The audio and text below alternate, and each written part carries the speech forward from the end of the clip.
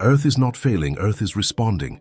This distinction matters because misunderstanding it leads to catastrophic decisions. When systems are pushed beyond stable limits, they do not negotiate, they react. Planetary feedback is not moral.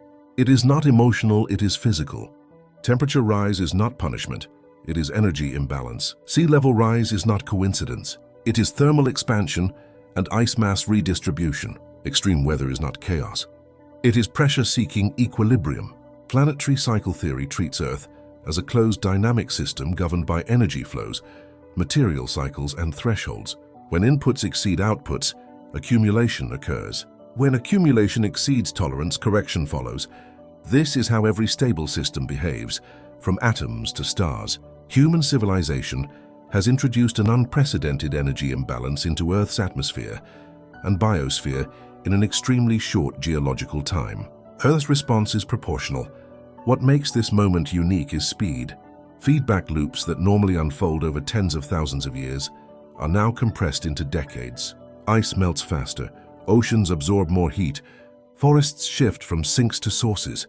These are not isolated events, they are coupled reactions. Earth does not distinguish between natural and human-caused. It only responds to magnitude and rate. This is why political arguments fail. You cannot vote against thermodynamics. You cannot legislate away entropy. You cannot negotiate with feedback loops.